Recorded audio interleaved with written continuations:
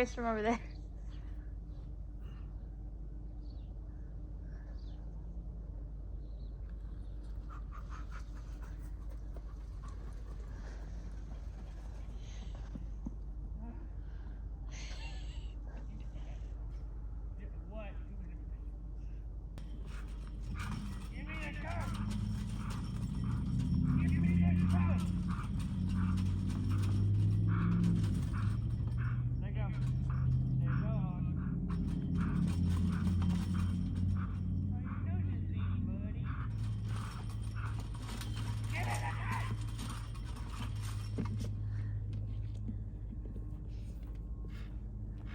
He scratched his nose on it. He whipped your ass. He's a strong boy. He whipped your ass. Whooped.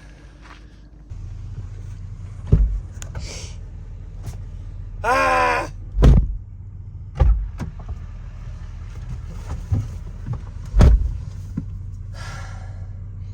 The damn thing better be fast, all this hell we're having.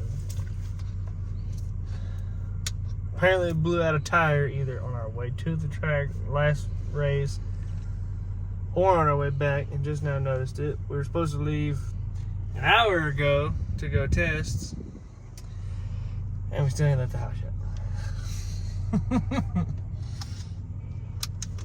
So yeah, it better be fast, or I'm gonna be mad.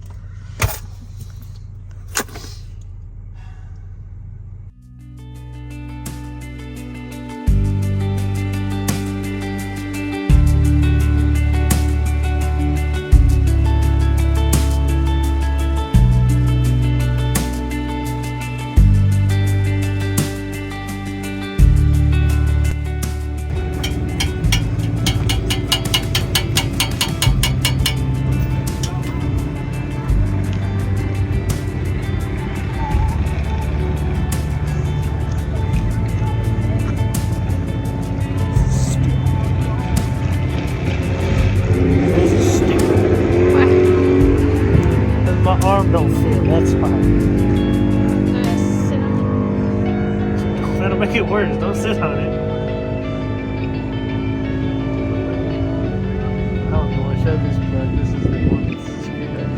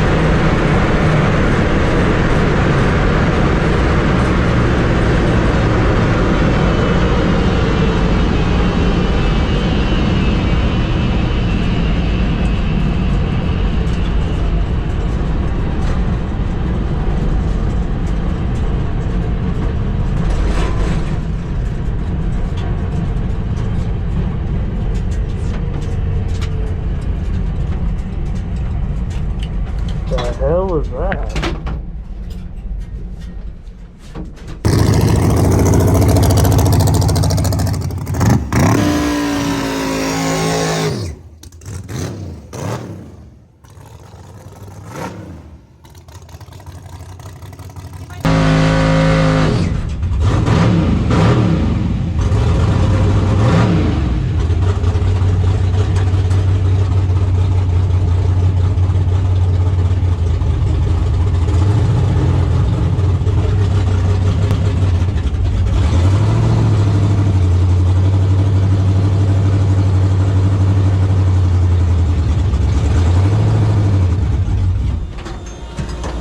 What the hell?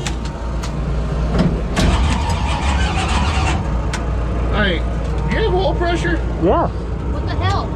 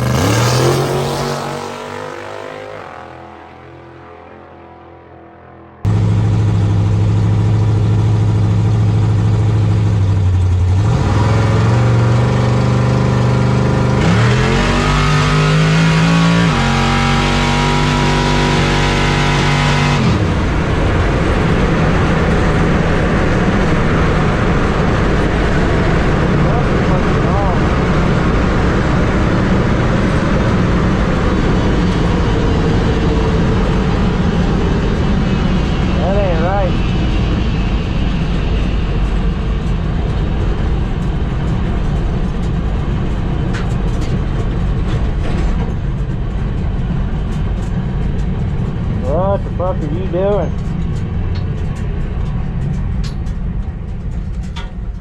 Huh.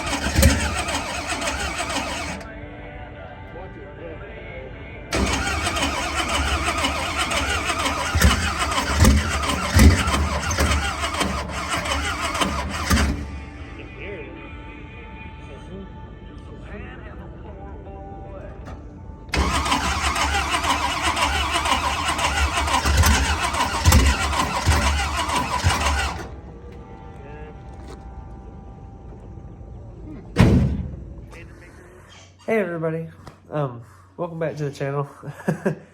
It is currently 12:36 in the morning, and I'm sitting in my living room at my house, contemplating why I even work on race cars or why I own one. So if you've kept up with our videos, well, with my videos here lately, you'll notice or you'll see that we did good at Bounty Hunters, went all the way to the finals and lost to Justin Cavazos. Truck was running really good, it seemed like, didn't have any issues. They would fire right off, I mean, just barely touching the button. Didn't leak water, had no issues. I mean, it seemed like it was the best that it possibly could be at this moment. And so we went to test today because we were going to go to Texas Radio Roundup, and we had a mishap. So it was weird. Whenever I first got in the truck to start it, it was really hard to start. It just acted like it didn't want to fire off. I was like, well, that's weird, but it had been sitting for a couple weeks, and it was just weird because I'd even started it a couple of times since the race to make sure that the heads were still sealed and everything else. But today I go to start it, and it doesn't seem like it's real happy. Yeah, I was thinking, oh well, because it's a little cooler, and it hadn't been started in about a week or so, and I didn't think anything of it. I do all my normal maintenance before we go make passes. I swap plugs, put fuel in it.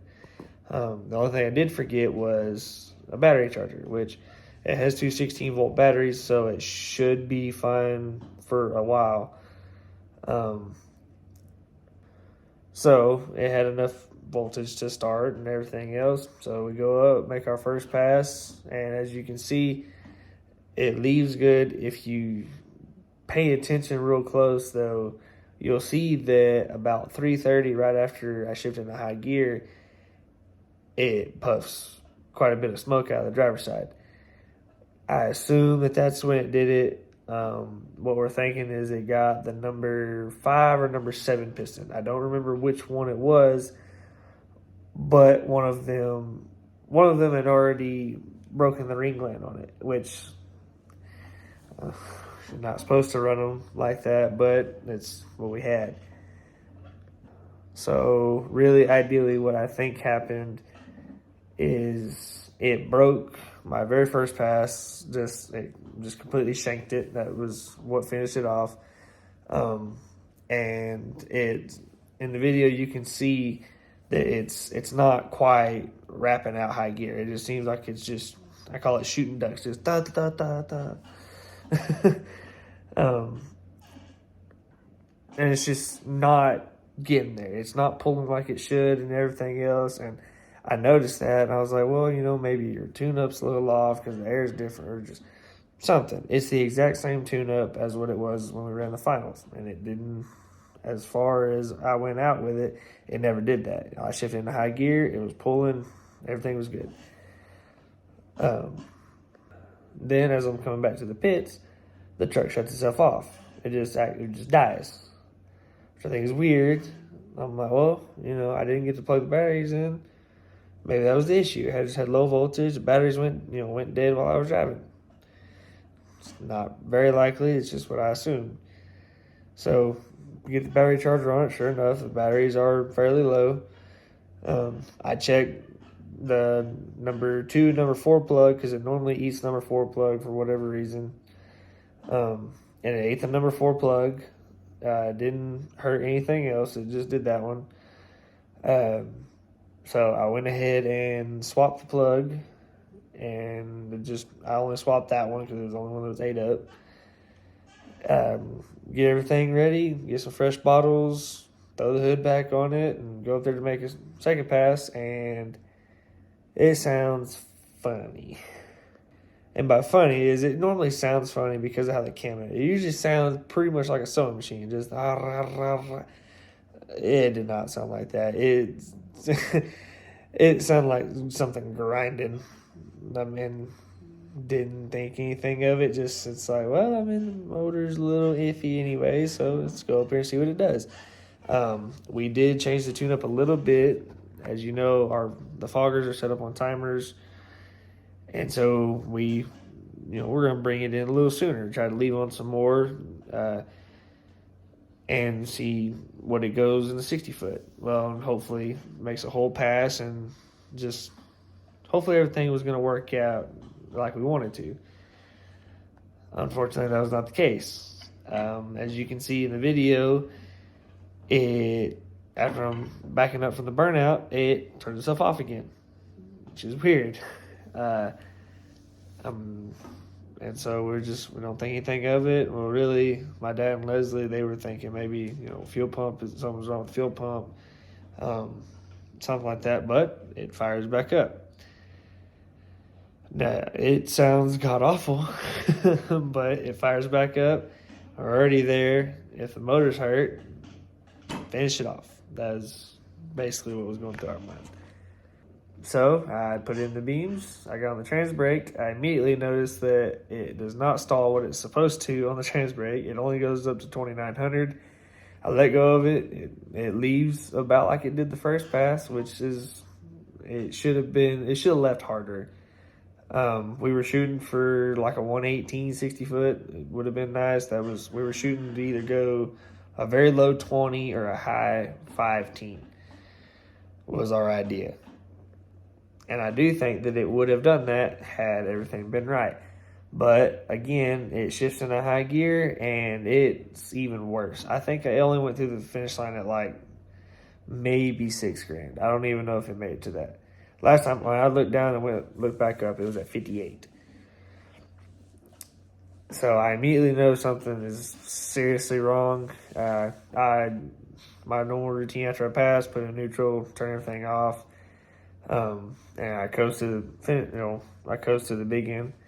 I come around and I'm putting in park. I'm taking my helmet off, taking my fire jacket and everything off, and a guy that just made a pass in his street car came up and said, "Hey, you're leaking something a lot underneath the car." And I immediately know exactly what it is. So I'll put a picture of it because I only got one good picture. There's oil. There's oil all over the bottom of the truck. The diaper did catch a lot of it, but it was dripping. Luckily, it didn't drip anything on the track. It only did it on the big end, on the return road. So I called my dad to come get me, and they haul ass on the golf cart with a tow strap because I still haven't got my push bar on, which would have been handy today. And that's what it is. We're not real sure 100% what happened. I think what happened was that it went ahead and broke the piston that had the ring gland messed up, and the crankcase pressure blew it into the catch cans, and that's where all the oil came from, because there was milky oil and water or whatever all mixed in the catch can. So, and that's pretty much it. I didn't see a hole in the block, so I don't think it was a rod. Yeah, it was a rough day. Which it started out rough. We didn't really get to show a lot of it, but when we get there, we find that it has a blowout on the trailer. We were late getting to the track and everything else, and then we get there. I blow the motor up. We notice that my sister's axle on her Junior is slightly bent, so it has a tight spot in it. And I go to get into Kristen's truck to load it into the trailer so we can go home, and I break the door handle off. Which on hers, whoever did it, they only have a door handle on the inside, and you reach in and open it. And I broke it. I wasn't being rough. I just went to open it, and I heard a loud crack. So not my best day. And it really sucks because I was really excited. We were making passes. It had been my personal best. That I can prove with a time slip in a car on a small tire. So I was really disappointed. I was hoping that the motor would last a little bit longer, or at least let me get. I wanted to go in the teens. That was my biggest thing. We planned on running a class called Extreme Street at Texas Radio Roundup. It was called Extreme Street. It's like a 490 to 510 deal. So I thought it was going to be perfect. Maybe, we had a pretty good chance of winning some money, and this happens. It sucks because I still don't have my other motor. It's still at the machine shop. I'm still missing quite a few pretty expensive parts on it that are probably going to take a while to get here. And it just sucks because now we're going to probably be scrambling trying to get it back together again. And I hate doing that, but the first heads-up race at Penwell is April 22nd, which is just a little over a month away. And I'm not sure if we're going to make it. I don't know what we're going to do yet. We haven't really discussed what we're going to do. As much as I drive, my dad's car and everything else, I like having my own. I don't like taking his away from him. because I feel bad about it. So I don't know what we're gonna do. We do have the 5.3, but I know that it has its limits, and with a nitrous deal, it's not as efficient. It won't make as much power, and it damn sure won't be as fast. I don't like going to races knowing that I'm outgunned, even though I've done it a lot. I really was excited about the motor running as well as it was, because it was going to be competitive, even with what it was. So, I mean, we may try to get my motor back together, or not back together, get the new motor together if we can get back from the machine shop. Maybe try to find one for cheap if I can, but that is a 1 in a million shot. That's not a... But we're going to try to do something. We've never been known to quit, and I don't plan on starting now, even though there's some days I really feel like it, and today is one of them. I just sitting here and just thinking, why the hell do we do it? And seeing that there are people who are like, hey, you're gonna get back together, what do you need? That helps out a lot with the mentality that I get in whenever I just have something majorly go wrong, because I'm so tired of messing with the truck and the motors and swapping them out and everything else, because, I don't have an unlimited budget. None of us do. So it's hard trying to, I guess, keep up with the Joneses on things and make sure that we can be competitive with what we have. But whenever, you're fighting motors blowing up all the time, it's kind of hard to do. One good thing is that I did go a personal 60-foot. I feel like we have the suspension and chassis working the way that it should.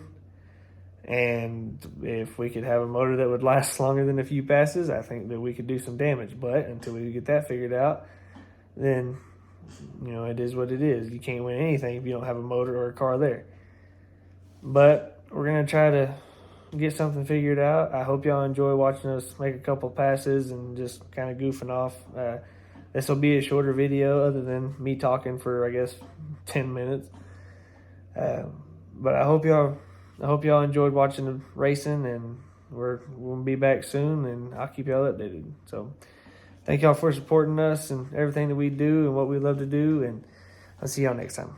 Bye.